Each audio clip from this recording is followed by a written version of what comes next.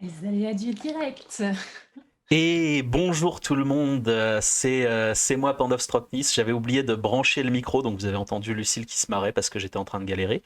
Bienvenue à tous et à toutes. Ce soir, on va se faire une petite interview. On va se faire deux petites interviews, enfin une petite et une peut-être plus longue, parce que je ne sais pas combien de temps ils ont prévu de durer sur l'émission de Klitsch Norris.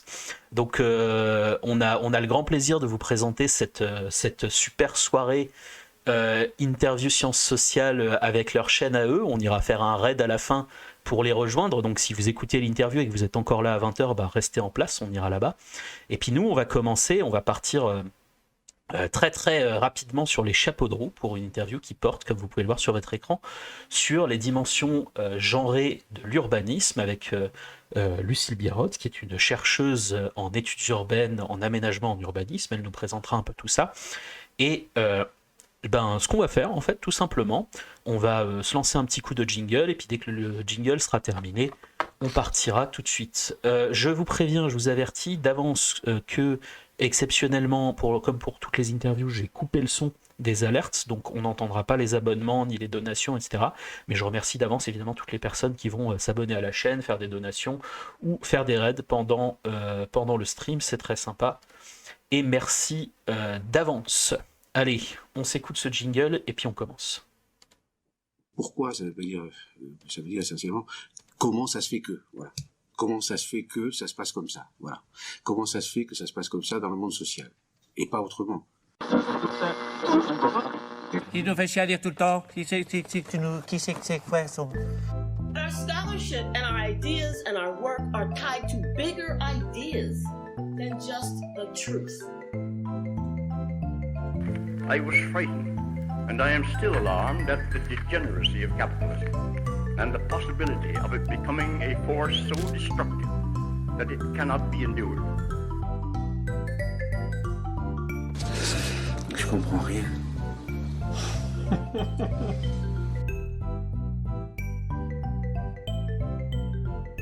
Et maintenant, allons-y, entamons le premier chapitre.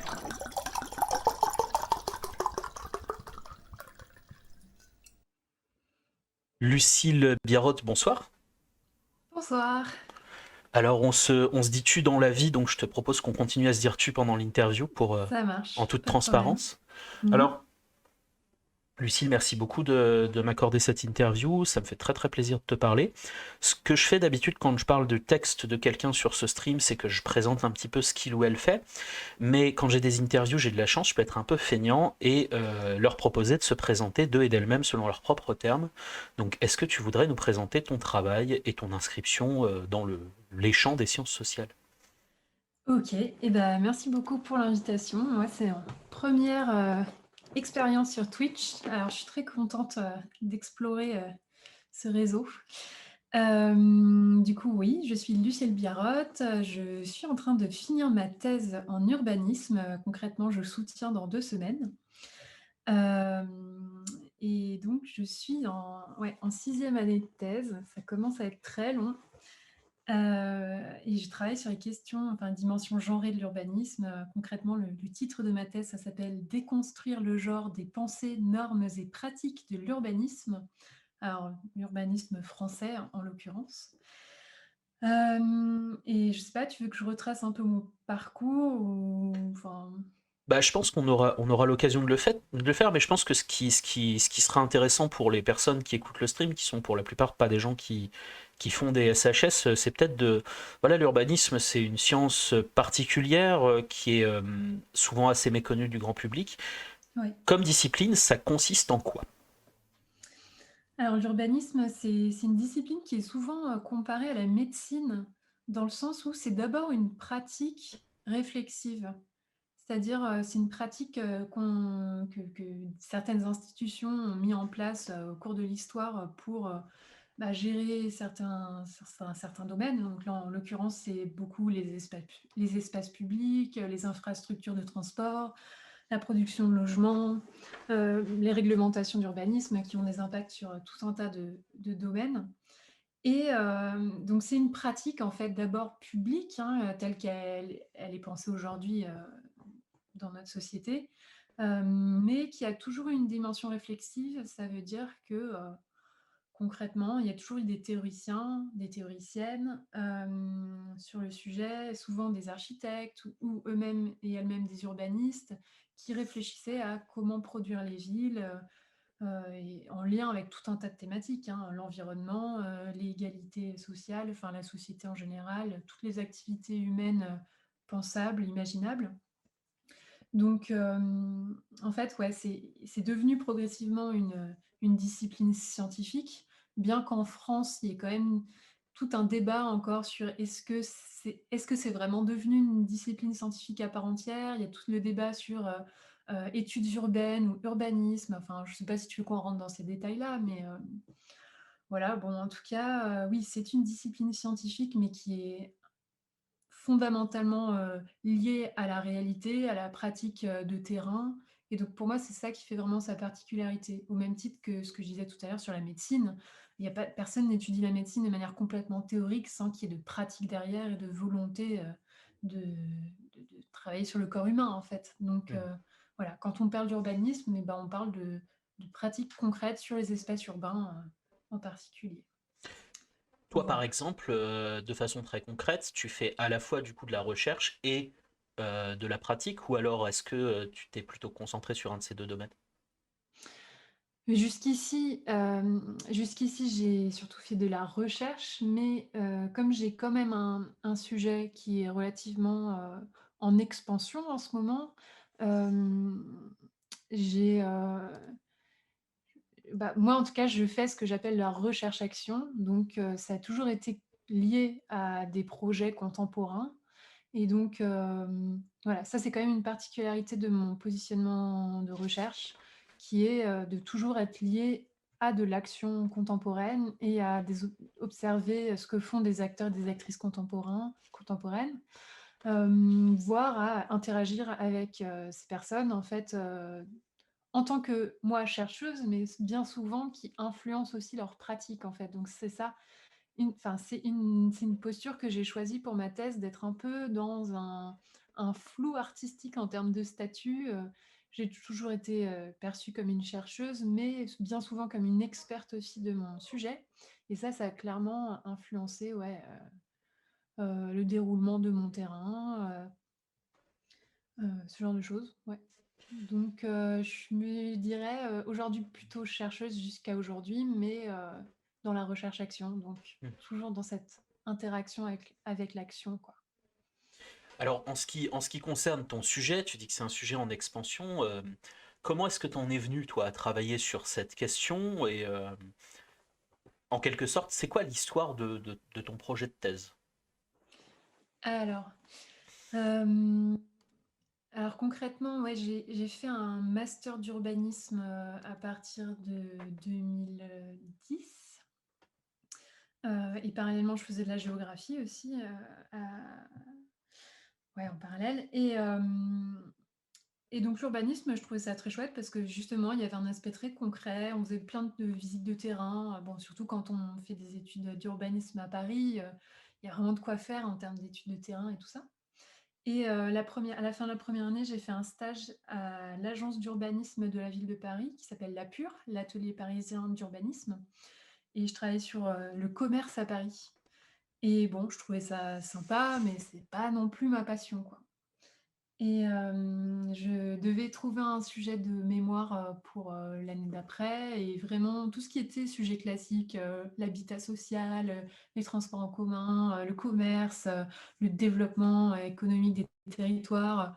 Bon, vraiment, ça éveillait pas non plus de passion, chez moi, et bah, c'est un peu à la même période que j'ai commencé à vraiment à lire, du féminisme, enfin disons les gros classiques du féminisme, et des études de genre. J'ai commencé aussi à suivre des cours d'études de genre, et ça me passionnait vraiment pour le coup, et je sais pas, un jour j'ai eu une espèce de déclic et je me suis dit: «Ah mais peut-être que je pourrais marier les 2, on va dire», et du coup, c'est comme ça que j'en suis arrivée à faire mon premier terrain de recherche en master 1 qui portait sur Montréal.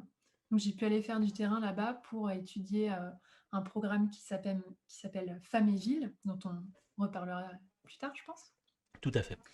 Et de là, je me suis dit: «Ah mais voilà, c'est marrant», j'ai vraiment fait une monographie, donc une étude très précise d'un programme, dans une ville et par la suite, je me suis aperçue qu'il avait un peu essaimé à l'échelle internationale, en fait, via notamment, des programmes de l'ONU et que ça s'était, diffusé à l'échelle internationale, en fait. Concrètement, ça avait influencé plein d'autres, villes, sur plein de continents et du coup, je me suis dit: «Ah mais c'est quand même marrant cette espèce de circulation de politique publique», donc en l'occurrence qui s'adressait aux femmes et qui voulait que les femmes, participent plus à l'urbanisme et à la production des espaces publics, urbains, quoi.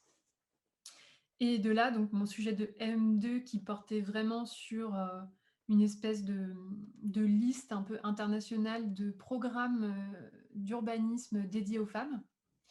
Hem et donc j'ai fait un peu une cartographie comme ça internationale en essayant de comprendre, les logiques de diffusion, d'interaction internationale, comment cette culture, se développait et heu et du coup, cette vision globale, ça m'a vraiment permis de me dire: «Mais c'est bizarre parce qu'en France, on dit qu'on est vachement en retard sur ce sujet, alors qu'il y a vraiment beaucoup de choses qui existent dans plein de pays et qu'est-ce qui fait qu'en France, on semble être en retard là-dessus?» Hem, Est-ce que c'est vrai? Ça, je me posais la question et je me demandais surtout s'il y avait une particularité de la culture de l'urbanisme en France qui faisait que potentiellement on serait plus en retard que plein d'autres pays. Et ça, c'était un peu, ouais, mon questionnement, de début de thèse, en fait. Je voulais vraiment comprendre pourquoi dans le pays où moi, je vivais et puis où j'avais fait mes études, est-ce qu'il y avait vraiment quelque chose dans la culture des urbanistes qui bloquait, cette prise en compte des inégalités femmes-hommes et de l'enjeu du genre en général? L'enjeu du genre, c'est un truc qui est très très très très souvent discuté quand on parle de sciences sociales. Et Ouais. en lisant tes divers travaux, en préparant cette émission, quelque chose qui est frappant dans tes différentes discussions, c'est qu'il y a vraiment beaucoup, beaucoup de subtilité en fait autour de ce terme. Ça a l'air d'être évident, pour caricaturer au départ quand on lit, c'est bon voilà, le genre c'est les hommes, les femmes. Et puis Mmh. en fait tu approfondis beaucoup plus et tu soulignes énormément de subtilité, énormément de complexité qui ont à voir avec ce terme et du fait que bah, même pour les gens avec qui tu bosses qui disent on va faire du genre dans la ville, et ben c'est pas nécessairement évident de savoir ce qu'on veut dire par là et ce qu'on veut pas dire par là aussi. Ouais, c'est vrai. Ouais, ouais, c'est un terme, je pense, très complexe. Bon, comme plein de concepts en sciences sociales, hein, je veux dire, quand on parle de classe, sociale, ne serait-ce que ça, on peut faire 200 ans d'histoire des classes sociales, et de débats, idéologiques, sur le sujet. Mais le genre, c'est pareil, en fait, concrètement, c'est un terme, qui a toute une histoire, qui est assez complexe et une histoire méconnue, hein, je pense, aussi. Qui n'a pas été inventé par les féministes, non plus. À vrai dire, enfin, si je fais un très, très, très rapide historique, du concept de genre tel qu'on l'utilise aujourd'hui, a priori, ça prend quand même ses racines dans, les pratiques médicales, des années 50 aux États-Unis où, notamment pour les enfants nés intersexués, il y a eu toute une réflexion des médecins et certains choix de médecins qui décidaient, de réassigner un genre, en fait, précis, soit garçon, soit fille, à ces bébés, nés intersexués et tout un tas de pratiques médicales, qui allaient des opérations chirurgicales jusqu'à des traitements hormonaux et cetera. Et donc ce sont vraiment des médecins qui ont théorisé l'idée qu'on pouvait assigner le genre des enfants à la naissance par des pratiques médicales et sociales. Donc concrètement, contrairement à ce qu'on pense, souvent, ce ne sont pas les féministes qui ont inventé l'idée que le genre, ce serait quelque chose de social. Ça vient, au départ de médecins qui se sont dit: «Ah mais en fait, on peut aussi agir sur le sexe, en fait, en différenciant le sexe du genre». Alors je sais pas si tu veux qu'on rentre dans tous les détails des différences entre sexe, genre, Bah, heu, allons-y juste pour que les termes soient bien allons-y? posés de façon claire. Voilà. Donc bon, après, c'est des débats qui ont été repris par les féministes américaines, puis françaises. Alors en France, il y a eu longtemps l'utilisation de rapport social de sexe pour parler de genre, mais bon, aujourd'hui, c'est quand même le terme de genre qui l'emporte. Moi, je préfère utiliser ce concept-là. Donc concrètement, moi en tout cas, si on me demande aujourd'hui, ma conception de la différence entre sexe et genre, sexe, hem, ça définit, tout ce qui est lié à la biologie et donc d'un point de vue,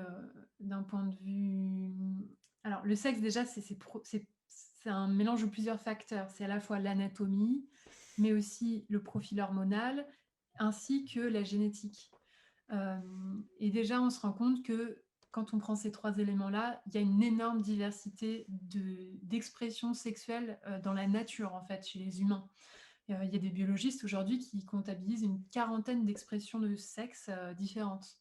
Alors on peut dire que c'est sur une espèce de continuum, avec des extrêmes allant du mâle vers le femelle et du femelle vers le mâle, voilà. Mais il y a des gens qui disent que c'est pas forcément un continuum.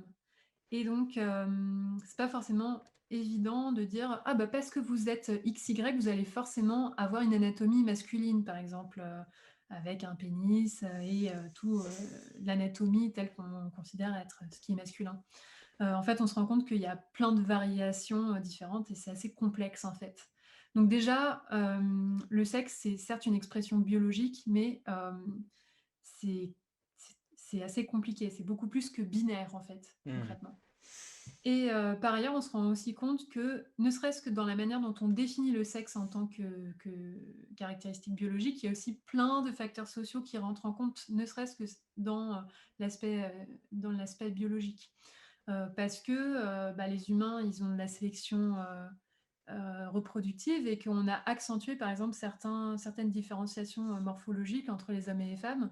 Selon les sociétés, c'est variable, selon comment les gens mangent aussi, parce qu'on sait que la nourriture, c'est très genré. Donc voilà, il y a ce qu'on appelle la dimorphie sexuelle.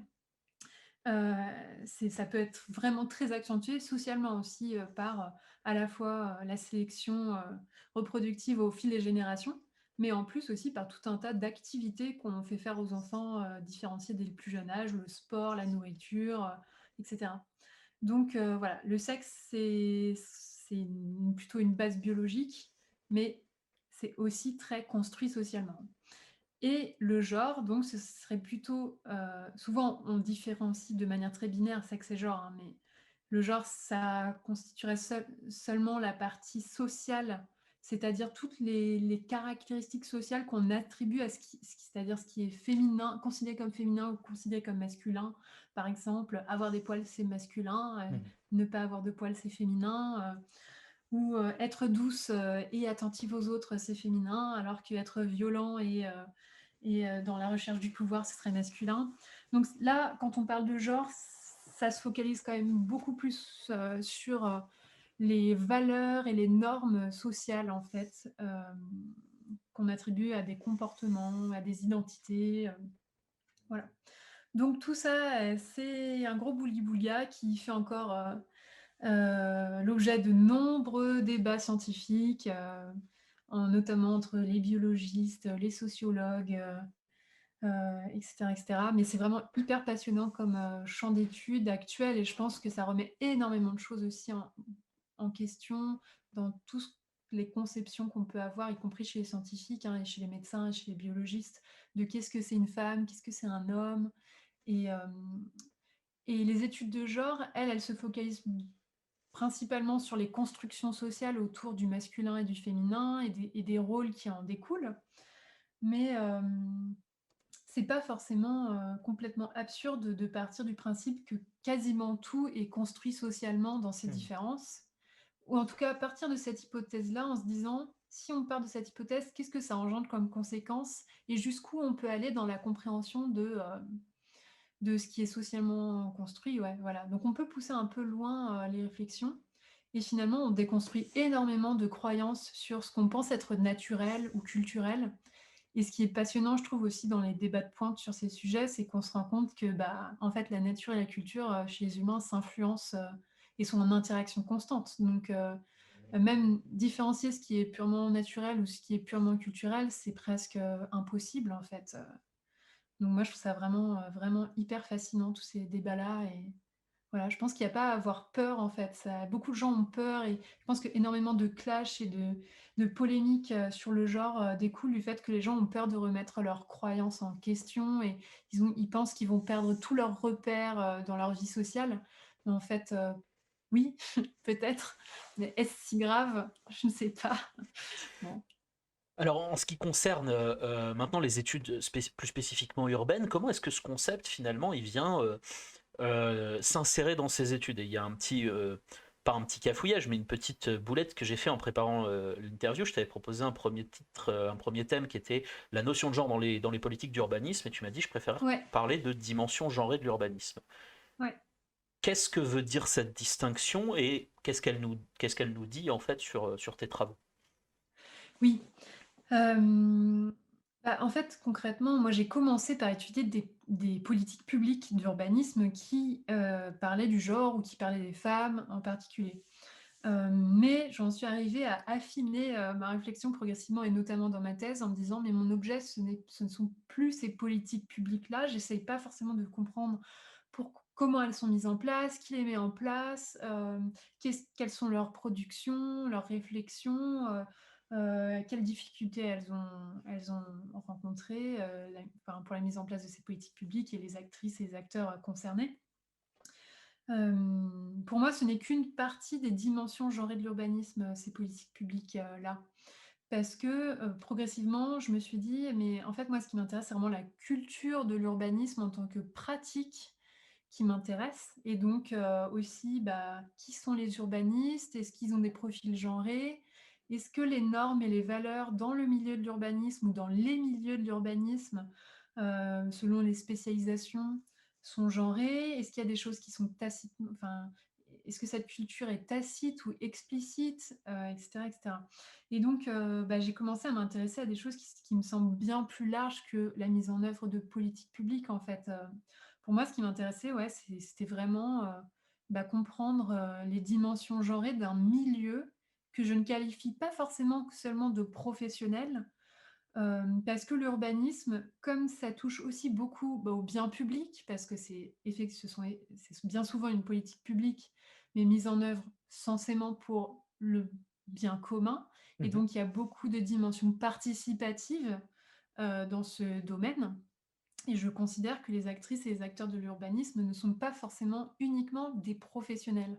Ça inclut aussi, les habitants, les habitantes, les citoyens et citoyennes, et tout un tas de personnages, on va dire, qui influencent, les associations, enfin voilà, c'est même, le domaine privé, les entreprises, bien sûr les élus, mais il y a toute une nébuleuse d'acteurs et d'actrices qui entrent en jeu dans l'urbanisme et ses définitions, et donc on ne peut pas dire que c'est juste un milieu professionnel, non plus. Voilà, donc progressivement, j'ai vraiment essayé de comprendre, ouais, les dimensions genrées d'un milieu d'activité, on va dire, et qui n'est pas très facile à délimiter, parce que notamment en France, on n'a pas, par exemple, si je me concentre sur l'aspect, professionnel, on n'a pas, de définition, claire de qui est urbaniste ou Mm. non. Contrairement aux architectes ou aux ingénieurs ou aux médecins, hem, parce qu'il n'y a pas d'ordre, national des urbanistes, et en fait, n'importe qui peut se dire urbaniste sans diplôme. C'est pas une appellation protégée, et donc voilà. Donc n'importe qui peut se dire urbaniste, et à vrai dire, j'ai étudié certains travaux, d'associations, de femmes dans les années 50 ou 60, que je qualifierais potentiellement d'urbanistes, même si elles n'étaient pas des professionnels en tant que telles. Oui, c'est-à-dire qu'en fait, à travers ce qu'elle faisait, elle transformait aussi la ville. Et elle produisait des connaissances qui étaient clairement de l'ordre de l'urbanisme, parce qu'elle faisait des analyses d'usage, elle passait des questionnaires, pour savoir, quels sont vos usages du quartier ou de tel à tel, infrastructures. Et donc, elles produisaient clairement des connaissances assez sérieuses, documentées, etc. Et après, ils utilisaient ces informations-là pour faire du lobbying auprès des élus ou des architectes, etc. Et donc, pour moi, bah, ces femmes, elles ont fait de l'urbanisme, en fait, en n'étant pas des urbanistes en tant que telles, mais on pourrait les qualifier d'urbanistes citoyennes ou d'urbanistes, je sais pas, ouais, Sauvage. voilà, sauvages, ouais, ouais, c'est ça, un peu, ouais. Alors, pour éclairer un petit peu ce que ça implique dans l'espace en fait des villes, il y a une super conférence TEDx que tu as donnée il y a quelques années, qui est disponible en ligne et dans lequel tu prends l'exemple qui est assez parlant, assez intéressant, des toilettes publiques, pour montrer la Ouais. façon dont on retrouve en fait ces notions de genre dans la production des villes. Est-ce que tu voudrais nous en parler un petit peu? Sur les toilettes en particulier? Ouais, et sur la façon dont ça nous permet de comprendre ces questions-là en réalité. Oui, pardon. Alors, bah, pour moi, les toilettes, ouais, c'est un peu un de mes dadas parce que je trouve que c'est un des exemples les plus parlants, en fait, parce que c'est un peu extrême, de en quoi les normes sociales et les normes d'un milieu professionnel, comme les architectes et les urbanistes, peuvent enfin, comment ça peut s'inscrire matériellement, en fait, dans le bâti. Et donc, bah, tout le monde prend pour acquis que c'est normal que les toilettes publiques soient séparées entre hommes et femmes, par exemple. Mais bon, déjà, c'est pas une pratique qui a été, existante de tout temps, évidemment, ça a Mhm. une histoire. Donc ça, a priori, cette séparation, elle date plutôt du 19e siècle et de certaines normes, bourgeoises qui se sont développées, normes victoriennes dont on parle parfois, donc qui ont fait s'accentuer certaines, séparations entre espace masculin, espace féminin, à partir du 19e siècle. Donc déjà, toutes les histoires de toilettes hommes et des toilettes femmes, ça a une histoire et c'est vraiment, on peut le retracer, ça va pas de soi. Et en plus, bon, la manière dont on traite aujourd'hui encore la production de toilettes ségrégées entre hommes et femmes dans les espaces publics, ça dit énormément de choses sur les normes et les valeurs à la fois des architectes, des urbanistes, mais aussi de la société en général. Donc il y a une photographie que j'utilise au début de mon TED qui montre un petit panneau de toilette. Alors là, pour ce soir, j'avais choisi un autre petit panneau de toilette que j'ai pris à Taïwan. On pourrait commenter celui-là d'ailleurs. On va commenter celui-là, ce serait plus rigolo puisque C'est comme ça tout parti. le monde l'a sous les yeux. Bon, bah déjà, quand on regarde les couleurs, ne serait-ce que ça, on se rend compte que bah, le rose, c'est pour représenter les femmes, le bleu, c'est pour représenter les hommes. Alors, le blanc, c'est gardé quand même pour une famille. Donc, potentiellement, on peut se dire, tiens, là, il y a un espace pour les enfants, peut-être des toilettes pour les enfants, voilà. Et le blanc aussi, c'est pour les personnes handicapées, qui visiblement, elles n'ont pas de genre. Mhm. Et le rose, c'est aussi pour... là, on voit une femme qui allaite, en fait, à droite, là, juste à côté de la flèche. Et ce qui est rigolo, c'est que, par exemple, à Taïwan, ils ont une politique nataliste extrêmement poussée, au point qu'ils veulent que les femmes, à la fois, soient très actives dans la vie professionnelle, mais qu'elles aient le plus d'enfants possible. Et donc, bah, ça se retrouve dans le métro de Taïwan, parce que ce petit panneau, je l'ai pris dans le métro de Taïwan, où il y a des espaces, des pièces pour que les femmes puissent allaiter tranquillement, en fait, leur bébé. Donc on les encourage à la fois à être des mères le plus possible et en même temps à continuer leur vie quotidienne tranquillement, quoi. Donc elles ont des espaces dans le métro pour allaiter. Il y a aussi tout un système pour que les femmes enceintes aient un signe distinctif qui fait qu'on leur on doit leur donner officiellement sa place quand on est assis dans le métro, ce genre de choses. Et donc voilà, bon, en tout cas, je reviens sur le rose et le bleu et aussi les petits pictogrammes, hein, la représentation des femmes en robe et des hommes en pantalon. Mais sauf que bien souvent, on utilise le pictogramme utilisé pour des hommes comme quelque chose de neutre. Mais on se rend compte, enfin, je vous invite à regarder quand vous vous baladez dehors, que souvent des petits pictogrammes où c'est un adulte avec un enfant, on se rend compte que c'est pas un adulte neutre. supposément, mais c'est quand même souvent une femme, parce qu'il y a une robe, en fait. Donc déjà, ne serait-ce que dans les représentations symboliques qu'on peut voir partout autour de nous, la plupart du temps, quand il y a des représentations d'adultes s'occupant d'enfants, c'est déjà des représentations genrées, même si elles sont censées ne pas l'être. Bon, ça c'est juste un exemple symbolique. Mais pour les toilettes, par ailleurs, si on part du principe, par exemple, que dans un bâtiment public, on prend exactement la même surface pour les toilettes femmes et pour la même surface pour les toilettes hommes, et ben on se rend compte que déjà, à surface égale, je dis n'importe quoi, 10 mètres carrés par exemple, et ben là où on pourra mettre 3 toilettes assises pour des femmes qui nécessitent d'être enfermées dans des cabines individuelles, et ben on va mettre une cabine fermée pour les hommes pour des toilettes assises et 5 urinoirs. Et donc, typiquement, bon, quand on est dans un espace public, la plupart du temps, on va faire pipi quand même. Et bah, du coup, les hommes ont potentiellement plus accès en termes de nombre de postes pour faire pipi disponibles. Ils ont plus de cabines disponibles, on va dire, de postes pour uriner. Donc ça déjà, on se demande souvent pourquoi il y a plus la queue devant chez les femmes que chez les hommes, aux toilettes publiques. Bah, c'est que bien souvent, on donne la même surface alors qu'on ne peut pas faire rentrer le même nombre de cabinets, premièrement. Deuxièmement, il y a aussi toutes les normes vestimentaires qui sont différenciées et donc les femmes mettent plus de temps à se déshabiller, à se rhabiller. Il y a l'histoire des portes qui fait que bah, il faut aussi rentrer dans la cabine, fermer la porte, fermer le loquet, enlever son manteau, bon, ça demande plus de temps.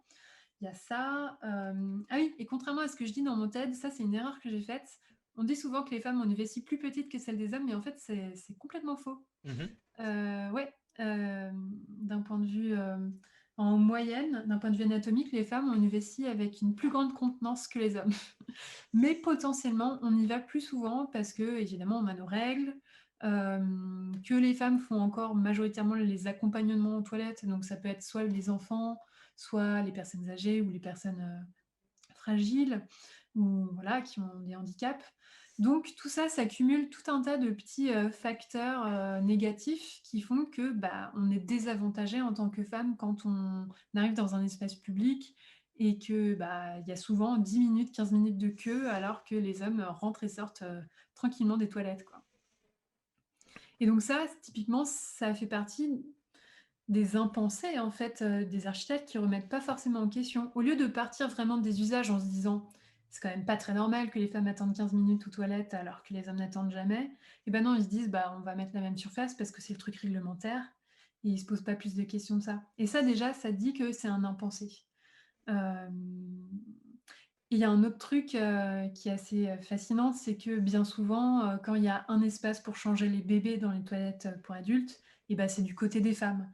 Et même dans des toilettes qui ont été refaites récemment, en fait. Enfin, concrètement, ça dans des aéroports ou dans des gares, enfin, peu importe, on peut trouver encore beaucoup d'espaces où, et bah, les architectes ont dit, encore, il y a quelques années, «Bah, oui, ce sont les femmes qui s'occupent des enfants, donc c'est dans l'espace, des toilettes pour femmes qu'on va mettre, l'endroit pour changer les langes». Et donc, bah, ça dit beaucoup de choses sur les normes implicites que les architectes ont, en fait, sur comment fonctionne la société, qui s'occupe des enfants et sur le fait que, bah, ils prennent pas en compte non plus les parents modernes, on va dire, où, bah, les papas aussi changent les couches, en fait, concrètement. Donc, voilà, ça c'est vraiment un exemple, assez, frappant, je trouvais vraiment un peu extrême des valeurs souvent implicites que les architectes partagent avec l'ensemble de la société et qu'ils ou elles ne remettent pas forcément en question, malgré le fait qu'il y a tout un tas de choses criantes devant leurs yeux pour leur dire que c'est peut-être pas la meilleure manière de faire. Enfin, À ce voilà. niveau-là, il y a souvent une impression qui peut venir un peu spontanément, c'est de se dire, ben voilà, l'urbanisme, en fait, la question du genre en urbanisme, c'est quand on veut faire des trucs pour les femmes, que spontanément, normalement, entre guillemets, les villes, elles sont neutres, justement, comme tu disais tout à l'heure, et que, voilà, il peut y avoir des gens, par contre, qui vont vouloir faire des politiques pour plus intégrer les femmes. Mais j'ai l'impression que dans ce que tu dis, et vraiment tu me corriges si je me trompe, c'est plus, non, en fait, les villes, spontanément, normalement, elles sont conçues plutôt pour des hommes, et il y a déjà, enfin, la politique vue comme entre guillemets normale ou entre guillemets neutre, elle est déjà genrée en fait. Ouais, Exactement. Bah, en fait, c'est une des difficultés que les personnes qui sont contre le fait de prendre en compte le genre, heu, en compte dans l'urbanisme, c'est qu'ils et elles ne comprennent pas que effectivement il y a un biais de départ, mais qu'il est implicite, tacite et qu'il ne s'agit pas, de faire une ville pour les femmes, mais juste de mettre, en œuvre, de rééquilibrer certaines choses qui sont pensées effectivement plutôt pour des publics masculins, heu, statistiquement, moyens, quoi. Donc oui, oui, c'est clairement une des, difficultés de compréhension qui font qu'il y a des gens qui sont contre la prise en compte des besoins, des femmes ou des différences, genrées dans les pratiques. Parce que, ouais, il y a cette incompréhension effectivement, des biais préexistants, en fait. Bon, ça c'est très classique aussi dans les arguments antiféministes de manière générale, hein. Et donc oui, bah, une partie du travail de ma thèse, c'est vraiment de montrer que, effectivement, les valeurs tacitement considérées comme neutres encore aujourd'hui en urbanisme sont plutôt, favorables à des pratiques masculines, je dirais pas majoritaires, mais, dominantes en tout cas, et que ce sont surtout certains profils d'hommes qui en profitent.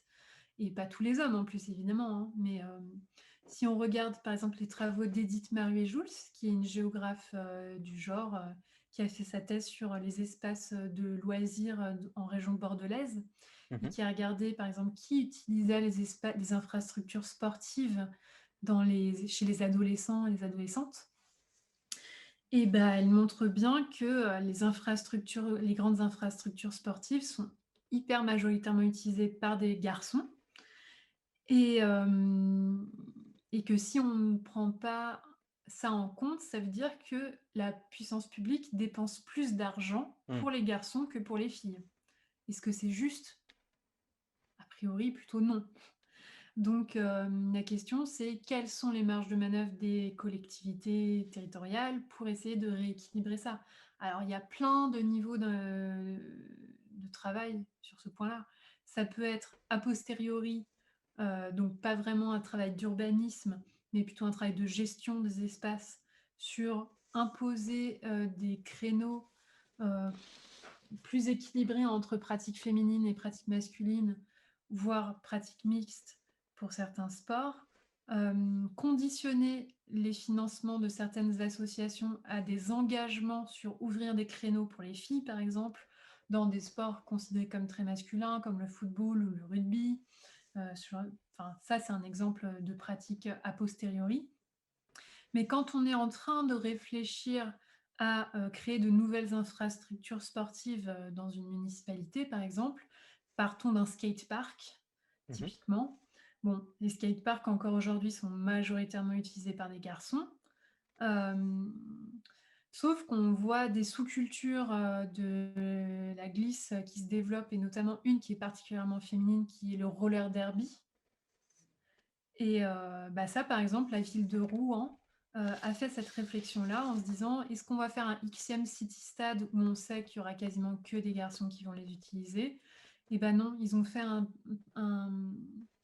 ils ont fait un espace sportif, plus ouvert avec moins d'orientation foot, typique, et où ils ont dessiné notamment une piste de roller derby, et ils se sont rendus compte que ça permettait d'attirer beaucoup plus de filles sur le terrain.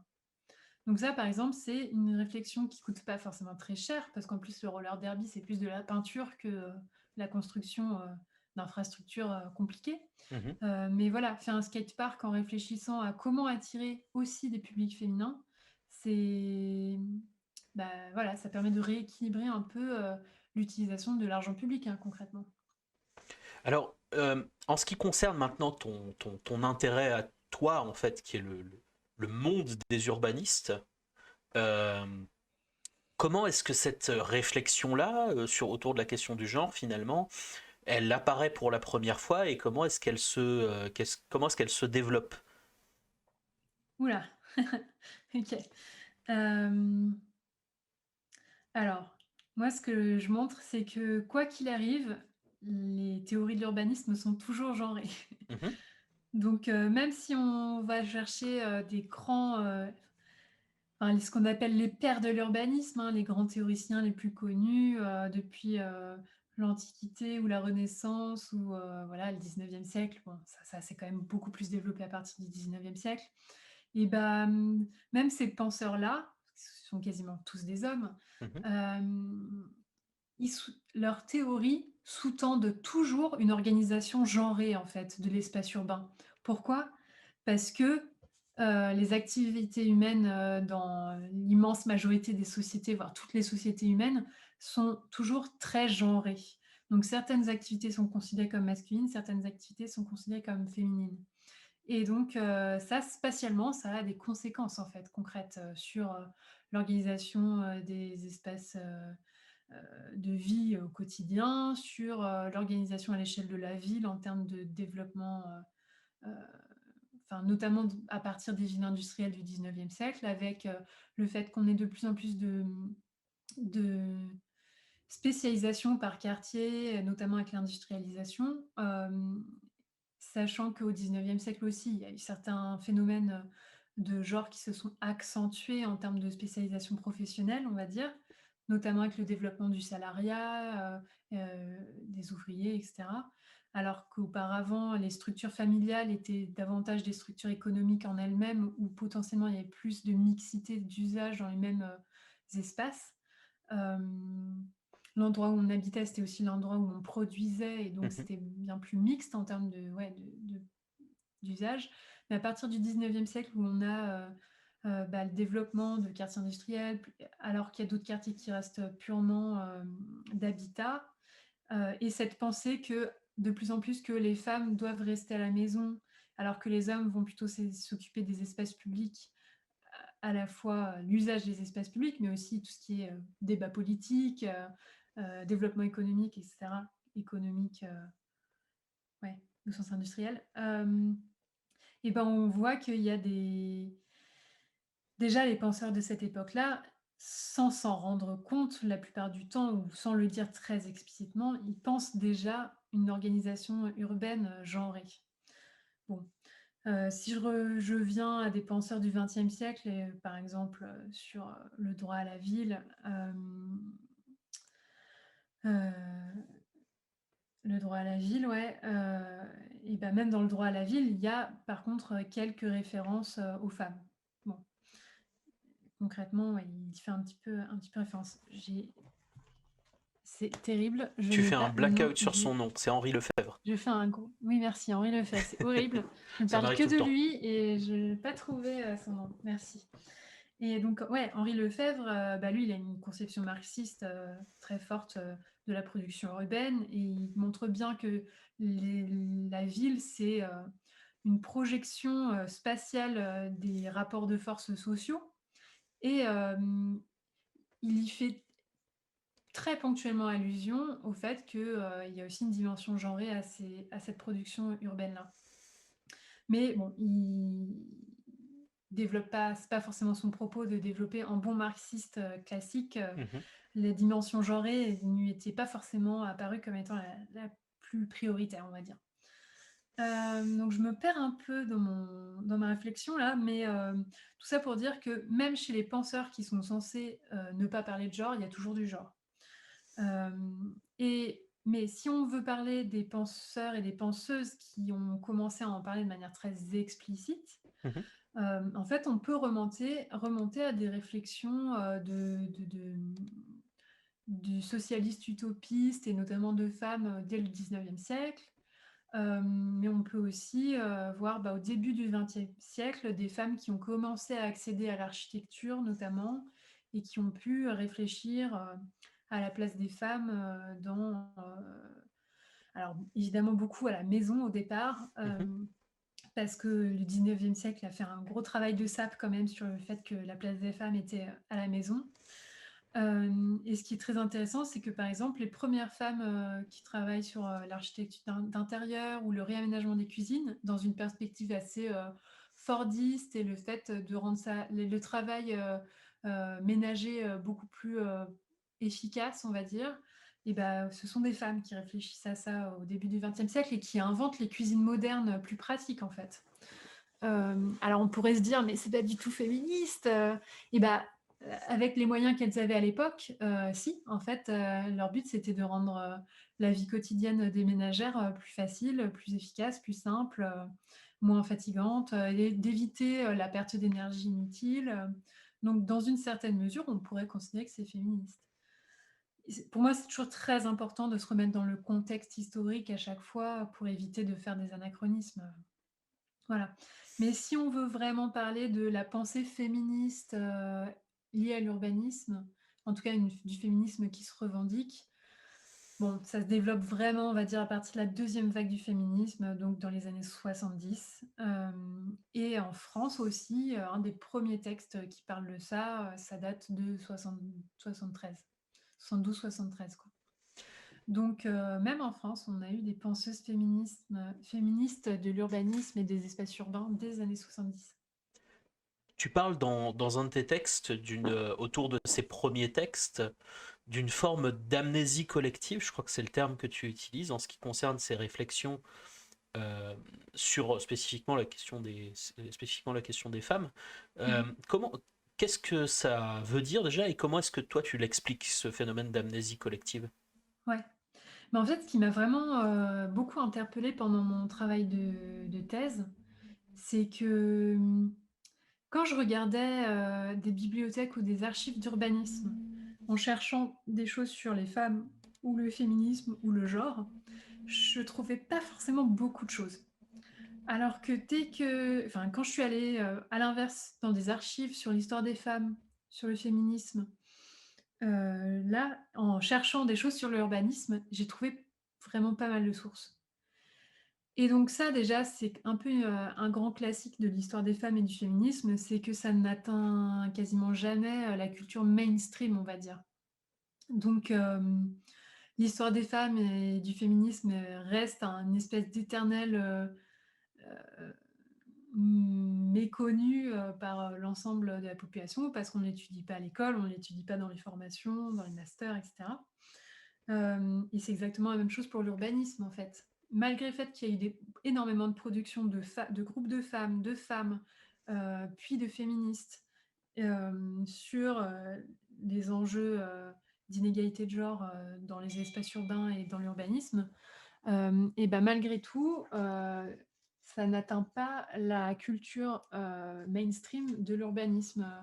Donc ça, moi, par exemple, j'ai jamais eu de cours vraiment précis, dans ma formation générale d'urbanisme sur ça, sur ce sujet. Alors qu'on lisait à pléthore Henri Lefebvre et qu'on avait plein de trucs sur, les quartiers de politique de la ville, les inégalités, de classe sociale et cetera. Mais les inégalités de genre, c'est comme si, ça n'existait pas en fait, à l'échelle de l'urbanisme en tout cas.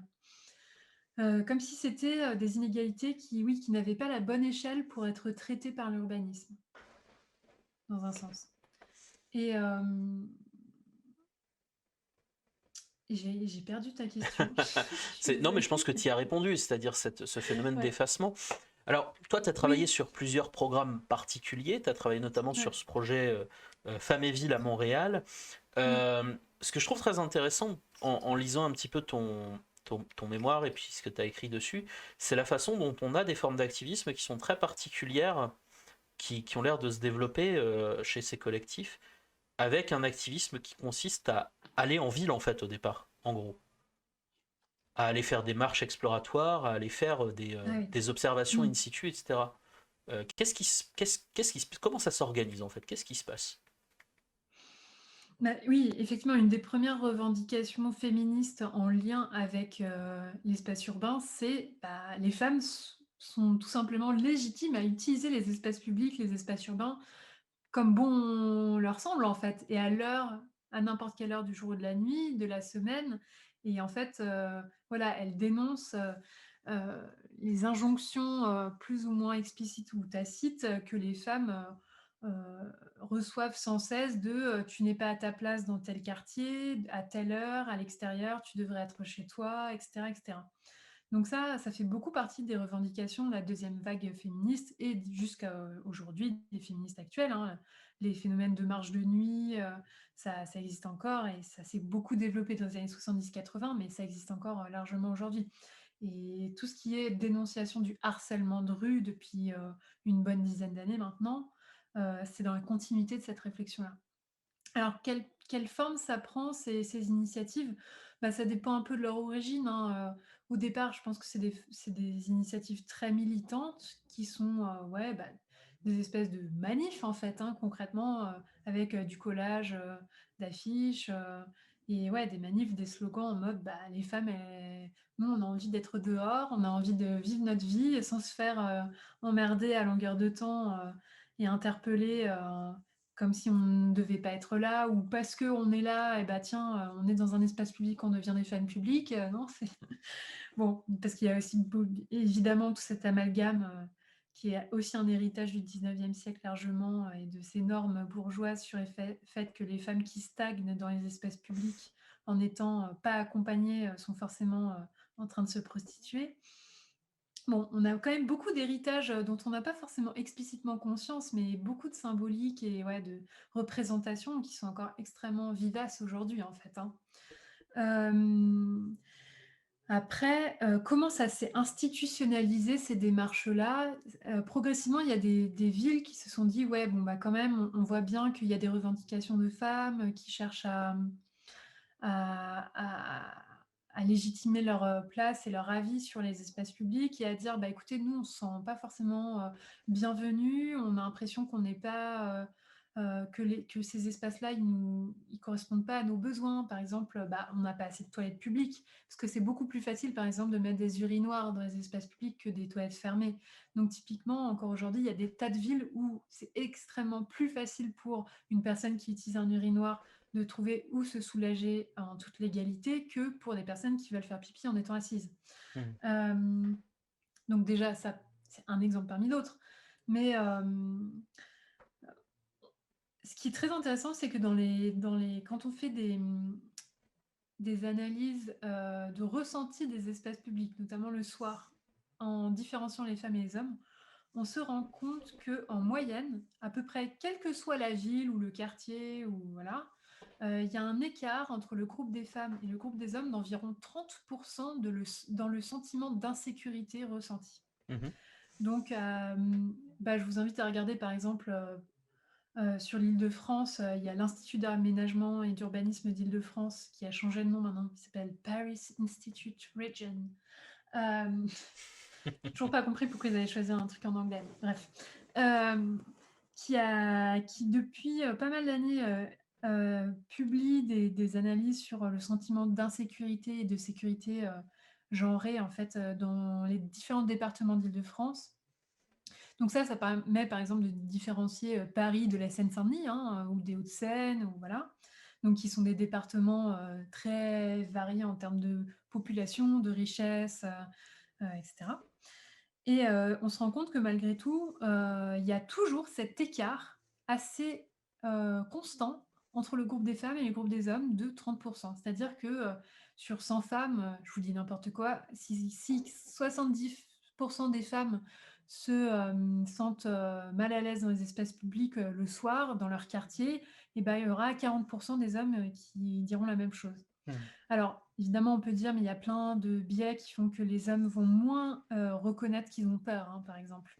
Donc ça, c'est un biais, dont on peut avoir conscience. Hem, mais c'est quand même quelque chose, d'assez, pertinent et qui est pas mal pris en compte par les politiques publiques qui cherchent à prendre en compte, les usages différenciés entre femmes et hommes.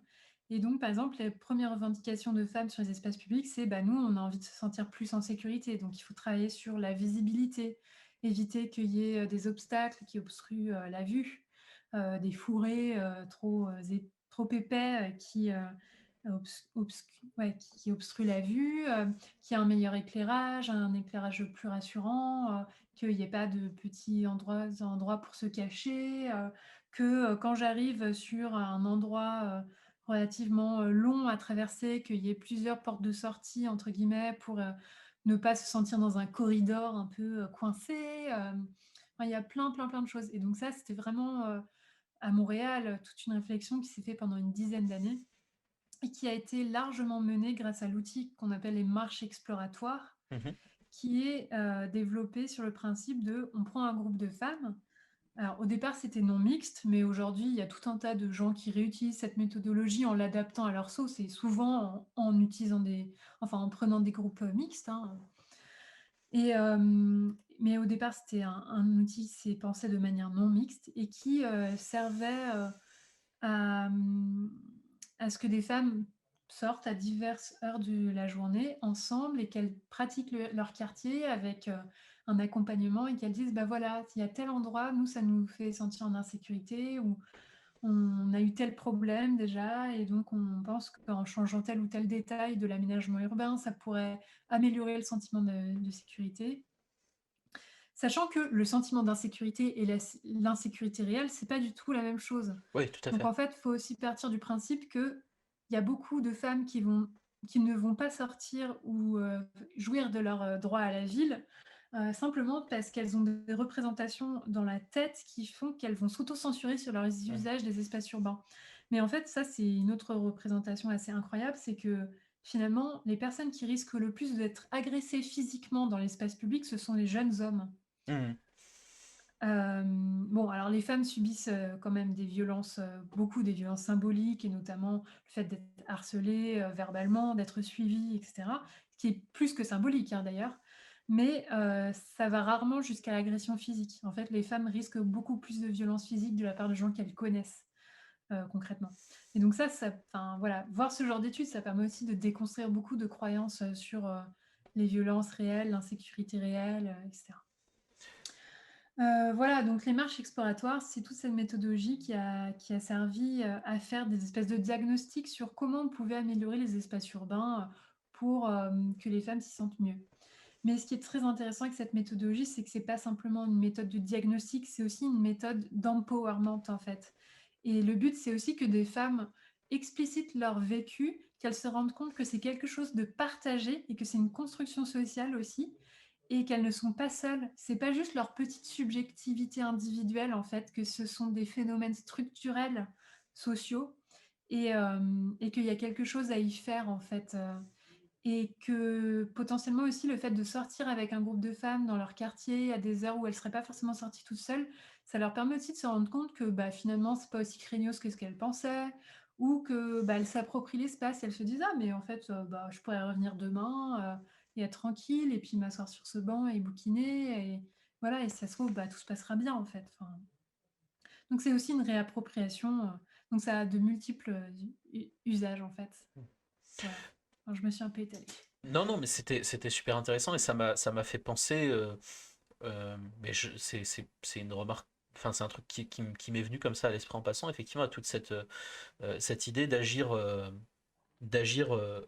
principalement sur l'espace public et qui n'inclut pas, en fait, effectivement, le domaine domestique, le domaine du travail, etc., en matière notamment de harcèlement, et qui a pu conduire à un certain nombre de débats occasionnels.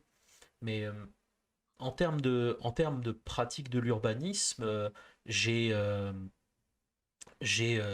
en tête un cas dont tu parles maintenant à Paris, parce que là c'était beaucoup à Montréal, si j'ai bien compris, même si tu as dit que ça s'était généralisé comme pratique. Et tu Mmh. utilises comment ça s'appelle? Une analogie, une métaphore en fait sur l'urbanisme parisien où tu dis que cette question en urbanisme à Paris, elle fonctionne un peu comme une infusion en fait, Oui. en t'appuyant sur un projet particulier qui s'appelle Réinventons nos places et ça a l'air d'être une illustration assez intéressante de la façon dont les urbanistes apprennent en fait à faire de l'urbanisme en prenant en compte en prenant explicitement en tout cas en compte les thématiques Oui, d'égalité femmes-hommes. Est-ce que tu tout peux à nous en fait. dire un peu plus? Ouais. Bah, tout à l'heure, je vous disais que, pendant mon M2, j'avais étudié la diffusion de programmes, d'urbanisme dédiés aux femmes à échelle internationale et en urbanisme, la diffusion de modèles urbains, c'est un phénomène assez étudié, en fait, pas seulement pour le genre, hein, mais sur certains modèles architecturaux ou façons d'aménager des espaces, pour les rendre plus touristiques ou voilà, enfin, je pense au front waterfront, donc les promenades au bord de l'eau, enfin ça c'est des choses qui se sont beaucoup, diffusées à l'échelle internationale. Mais donc du coup, je voulais faire un peu une espèce de parallèle avec ce concept de la diffusion en disant: «Mais à l'intérieur même d'une institution, est-ce qu'on peut pas plutôt parler d'infusion?»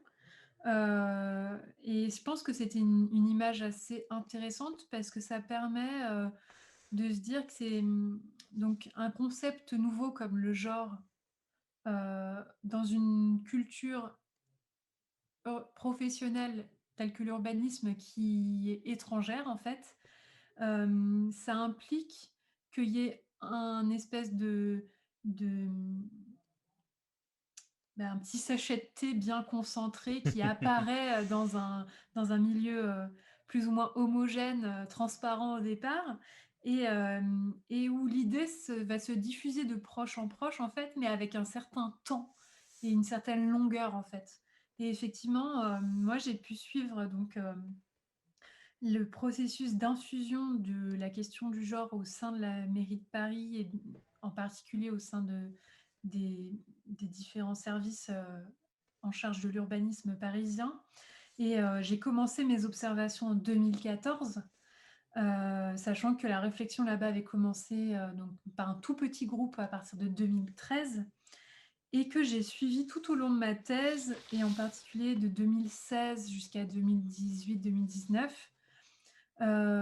L'intégration de ce concept-là au sein du projet dont tu parles, donc Réinventons nos places ou le projet des 7 places. Et donc, j'ai pu constater que là où en 2014, il y avait eu un petit séminaire en interne, un peu sur invitation un peu discrète, avec des gens dont on pense qu'ils pourraient être intéressés par le sujet, qui sont ouverts d'esprit et tout. Mais voilà, on reste discret. Et donc, sur l'initiative, pas du tout d'une urbaniste, mais d'une personne qui travaillait au service égalité, en fait, de la mairie de Paris, et qui avait fait quelques connexions avec d'autres personnes du service de l'urbanisme. Et donc, une matinée de réflexion sur ce sujet où on invite quelques chercheurs et chercheuses. L'année d'après, ça se transforme en un séminaire d'une journée entière avec invitation publique bien plus ouverte. Puis l'année d'après, encore plus large. Puis la rédaction d'un guide qui s'appelle Guide référentiel genre et espace public, publié en 2016, donc par ce même service, mais plus en collaboration avec les services d'urbanisme, un petit peu, et puis des chercheurs. Donc ce guide-là est très facile à trouver sur Internet, sur le site de la ville de Paris.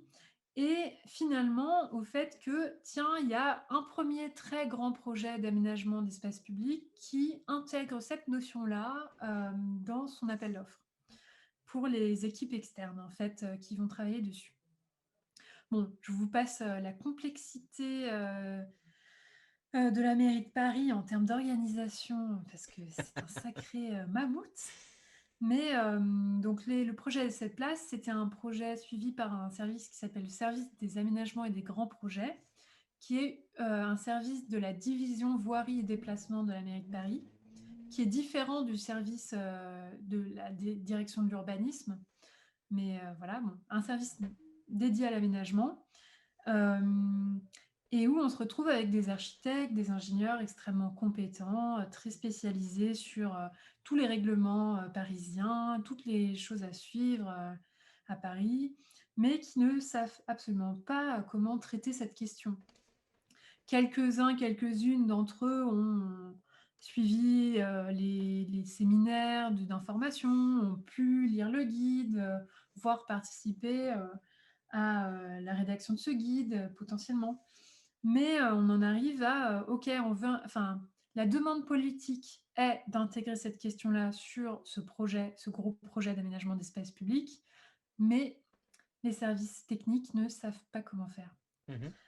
Et donc, appel d'offres pour s'aider d'équipes externes qui devaient s'occuper de tout un tas de thématiques assez novatrices, notamment la participation, enfin, c'est pas forcément novateur, mais la partie interaction sur place pendant avec des chantiers en fait de préconception où on teste en fait des choses, ce qu'on appelle l'urbanisme tactique. Donc on va construire des bancs en bois qui sont pas destinés à rester de manière pérenne, mais qui permettent de tester plein de configurations différentes sur plusieurs mois. Des équipes qui sont sur place pour interagir effectivement avec les habitantes et les usagers, enfin habitants, habitantes, usagers, usagères. Qui vont travailler sur plein de thématiques, dont le genre. Et on demande à ces équipes externes donc, de faire des diagnostics genrés sur les usages, des comptages, des observations, qui est là, qui n'est pas là, à telle heure de la journée, de la semaine. Et donc, qui produisent pas mal de documentation sur le sujet, sur ces places-là, donc les usages de la place du Panthéon, de la place de la Madeleine, Bastille, Nation, Italie, Gambetta et Place des Fêtes. Donc vraiment des places assez variées quand même. Et donc production de connaissances genrées. Et grâce à ça, progressivement, les services techniques à l'intérieur de la mairie comprennent un peu mieux qu'est-ce que ça représente, à quoi ça ressemble un diagnostic genré, et quelles conséquences ça peut avoir sur le dessin, par exemple, et certains choix pour le mobilier urbain, les bancs, les assises, les tables, quel type d'usage on veut encourager ou décourager. Voilà. Bon. Donc, tout ça, ce sont des processus assez lents qui demandent en fait pas mal de facteurs convergents pour que ça prenne corps, quoi. Voilà. En ce qui concerne,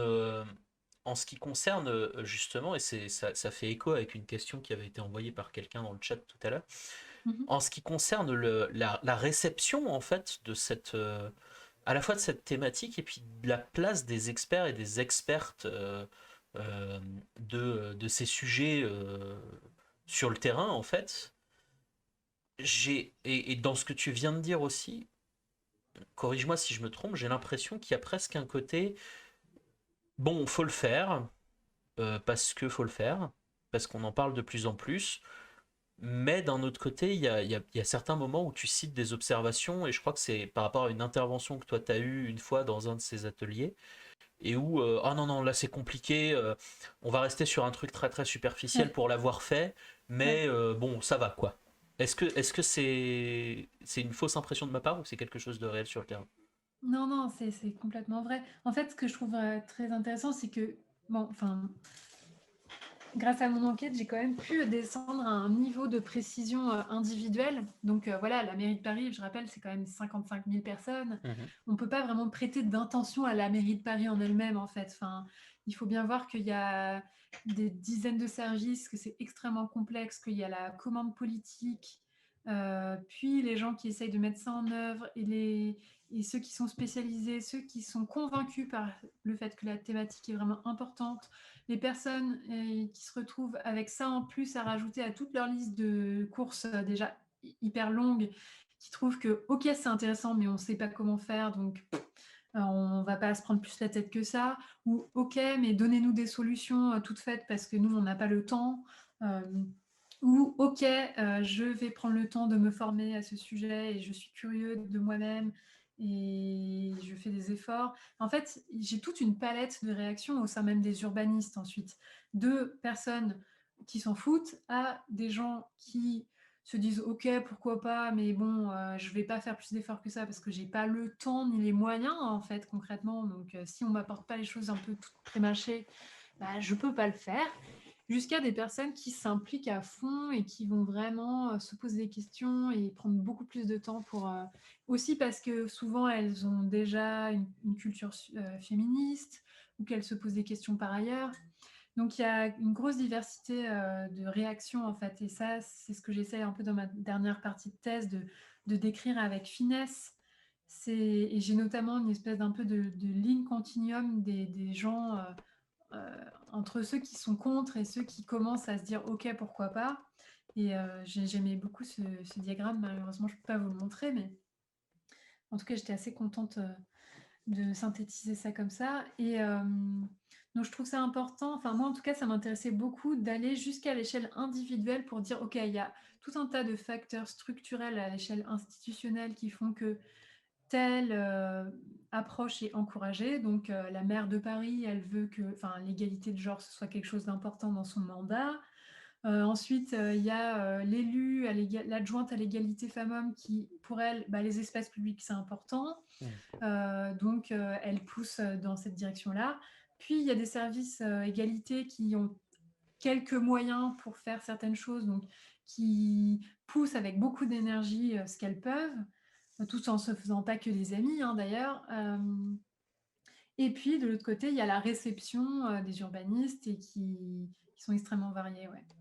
Donc, j'ai encore oublié ta question. Je suis désolée, je passe mon Non, mais temps à me c'est perdre dans mon je pense que c'est une réponse parfaite et ça fait écho à. Il y a une personne dans le chat, là, Brave Linette, qui vient de nous dire sur le terrain, j'ai surtout l'impression qu'il y a un vrai désemparement quant à ce qui est possible de faire en tant qu'urbaniste. En tout cas, c'est mon cas en tant que féministe et urbaniste en mairie. oui, oui, tout à fait. Ça fait un Bah, peu. c'est sûr. Parce qu'en gros, la question, qu'on me pose bien, enfin, ou que j'entends régulièrement, c'est: «OK, d'accord, mais on fait quoi, en fait, maintenant?» Et c'est là où, je pense qu'il y a un gros décalage entre la culture féministe et la culture des urbanistes. C'est que, en tout cas, donc il existe des expertes, du genre en urbanisme qui viennent souvent du milieu du féminisme au départ, enfin, bien que certaines soient aussi des personnes, vraiment formées en urbanisme ou en architecture. Et c'est là où on a un peu 2 cultures qui se rencontrent et qui sont pas forcément en cohérence l'une avec l'autre. C'est que les urbanistes ont une vision extrêmement spatialisante des solutions à apporter. Hmm. Donc Alors que on va changer la lumière, ça réglera le problème. voilà, Hmm. c'est ça. Alors que Ouais. les féministes, disent plutôt: «Beh non, c'est une question de démarche», et la première chose à mettre en place, c'est de se poser la question en tant que nous, urbanistes, quels sont nos biais, en fait? Quelles sont nos croyances? Et donc déjà, il faut qu'on prenne conscience de nous en tant que, bah, personnes socialement situées, et les urbanistes, c'est quand même des gens issus majoritairement de classes, moyennes ou supérieures, qui ont fait de longues études, qui sont, principalement, blanches, enfin voilà, qui font partie d'une certaine élite, entre guillemets, pas forcément partout, mais voilà, c'est quand même des gens très éduqués. Et bah voilà, on a aussi des habitudes sociales qui font que c'est pas forcément représentatif de toute la population. Et le fait que pendant extrêmement longtemps, c'était un milieu très masculin, ça a aussi laissé des habitudes de pensée sur qu'est-ce qui est important, qu'est-ce qui est important, qu'est-ce qui est de l'urbanisme et qu'est-ce qui n'est pas de Mhm. l'urbanisme, qui influence énormément encore aujourd'hui notre manière de penser. Et donc, c'est là où il y a un peu, un choc culturel pour les Mhm. urbanistes, c'est de se dire: «Bah, notre pratique, ce n'est pas que du spatial, c'est d'abord une pratique sociale, en fait». Et moi, c'est vraiment ce que j'essaie de démontrer dans ma thèse, l'urbanisme en tant que pratique sociale et les normes genrées qui vont dedans. Et que rien que se poser la question là-dessus, ça permet de trouver des solutions spatiales à la fin. Mais il n'y a aucune solution spatiale toute faite qui va aboutir à une ville égalitaire. Et d'ailleurs, on voit bien que des mêmes solutions qui sont implantées dans des contextes complètement différents peuvent se retrouver être des choses hyper enfin, positive dans un côté et très ségrégante ou discriminante dans un autre, en fait. Donc, il y a aucune solution spatiale toute, préfaite. Et C'est ça, c'est nota- très frustrant pour les urbanistes. Oui, c'est notamment le cas, je crois, des wagons séparés dans les métros. Si j'ai bien compris ton Ouais, papier, ouais, tu ouais. parles de ça dans un des papiers, tu dis finalement, dans certains cas, c'est presque utilisé au contraire comme politique, même sexiste en réalité. Ouais, ouais, ouais, bah, effectivement, après tout dépend des a priori avec lesquels on fait, de la volonté, qu'on a et pourquoi on prend ces choix-là. Donc il y a des pays où clairement, bah, mettre en place des wagons réservés aux femmes, c'est une manière pour encourager les femmes à aller faire des études et à aller travailler en dehors de chez elles et donc à devenir plus indépendantes d'un point de vue économique. Et c'est clairement fait dans une volonté d'aider les femmes et c'est demandé par elles. Alors que dans d'autres pays, bah, ça va être fait pour des raisons, hyper stéréotypées, sur les hommes et ou sur les femmes. Parfois, ça peut être pour des raisons, morales ou religieuses aussi de séparation, qui ne sont pas du tout dans des visées de, donner plus de pouvoir aux femmes, en fait. Donc, voilà, ça c'est l'exemple d'une solution spatiale genrée, explicitement genrée, qui peut être fait, aboutir au même résultat, mais avec des raisons idéologiques absolument opposées l'une à l'autre au départ. Enfin, ça c'est assez fascinant aussi. Hmm. Il y a une question que tu soulèves rapidement dans un papier qui est le fait que ces politiques en matière de genre, elles interagissent aussi avec, à travers le fait que c'est souvent des politiques en termes de sécurité, avec d'autres thématiques en fait, elles peuvent servir à réprimer des groupes sociaux, notamment racialisés, etc. Bien sûr. Est-ce que en ce qui me concerne, ce sera ma dernière question sur ton travail. Est-ce que qu'est-ce que tu peux nous en dire en fait, de la façon dont tout ça interagit au-delà en fait, au-delà de cette question du genre entre guillemets. Mmh. Bah, c'est un des risques effectivement, un des risques majeurs, de l'utilisation des l'approche de genre ou de l'approche, pour les femmes en urbanisme. C'est, que ce soit utilisé, vraiment instrumentalisé pour des raisons, purement, sécuritaires, et ça, on le voit très, très souvent, hein, c'est extrêmement courant. Heu et aussi, bah, d'instrumentaliser les femmes comme, des espèces d'actrices pacificatrices des espaces publics, en fait, et c'est bien souvent utilisé contre certains groupes, d'hommes qui stagnent dans les espaces publics, qui font des activités plus ou moins légales, dans les espaces publics, et clairement, ces hommes-là font bien souvent partie de classes, sociales, défavorisés, qui n'ont pas vraiment d'autres espaces où aller que l'espace public, qui n'ont pas, bah, les moyens d'utiliser des espaces privés pour leurs activités, contrairement aux classes, dominantes, en fait, et donc ça ne veut pas dire que, souvent, il y a un raccourci, très rapidement fait disant que, bah, le sexisme dans les espaces publics, c'est surtout dans les quartiers populaires parce qu'il y a Hmm. des groupes d'hommes qui monopolisent l'espace, et donc voilà, c'est QFD, le sexisme, c'est surtout dans les quartiers populaires chez les populations, fraîchement immigrées. Bon, bizarrement, on entend bien moins souvent, parler du sexisme à l'Assemblée nationale ou, dans les clubs privés pour hommes, de luxe, où seuls les hommes sont admis, hein. Mais parce que c'est des espaces privés, donc c'est moins choquant, pour l'œil, non averti. Hem et surtout qu'on les voit moins, en fait, c'est moins Hmm. évident, ouais, tout Et puis simplement. que la Donc personne oui, publique par définition peut pas agir dessus, enfin en fait pas aussi ouais. simplement aussi. C'est ça, et donc ouais, ouais, il y a clairement un énorme écueil, potentiel ou instrumentalisation de ces approches-là, à l'encontre, de publics, bah, de jeunes hommes racisés, hein, concrètement, la plupart du temps, c'est ça, hein. Est-ce que, Lucille, tu penses qu'il y a une question qui est importante vis-à-vis de ton travail et sur laquelle je t'aurais pas interrogé ou sur laquelle tu voudrais revenir? Oh bah, franchement, on pourrait en parler encore 3 heures, hein, je pense, donc non, non, bah, on a parlé de pas mal de choses, si jamais ça vous intéresse, j'aurai ma soutenance de thèse qui se passe le 5 mai, donc il y aura encore 4 heures pour en parler, je pense. Est-ce que c'est Heu, public? oui, ça va être, streamé, donc normalement, Génial. j'espère. Donc où est-ce que vous pourrez, bah, peut-être je te donnerai, le lien, et puis si tu Ouais, as envie de le absolument. diffuser, voilà, ce sera le plus intéressant, enfin le plus facile. Ouais, ouais, je Sinon, mettrai. j'ai une liste de diffusion qui s'appelle Urbagenre, que j'ai créée il y a quelques années, bah, pour partager les informations sur les publications, les conférences autour de cette thématique, et j'ai à peu près, j'ai plus que 600 abonnés, mais donc c'est autant pour les spécialistes que pour, les curieux, les étudiantes, les étudiants, les chercheurs, enfin c'est pour tout le monde, quoi. Donc si le sujet vous intéresse, vous cherchez, Renater, Renater, Urbagenre, et vous allez tomber dessus pour vous inscrire à la liste de diffusion, et voilà. Bon, moi, je suis pas une trop une adepte sinon des réseaux sociaux pour ça, donc je préfère ma petite liste de diffusion. Mais c'est déjà très très chouette. Est-ce que par ailleurs, est-ce que pour les gens voilà, qui seraient curieuses, qui voudraient te lire, est-ce qu'il y a un article ou une publication que tu recommanderais?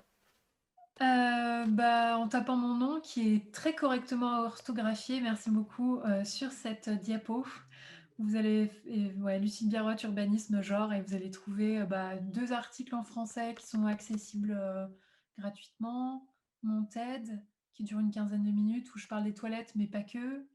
Hem Et puis, Ouais, je pense que mes articles, ils donnent quand même pas mal d'infos déjà.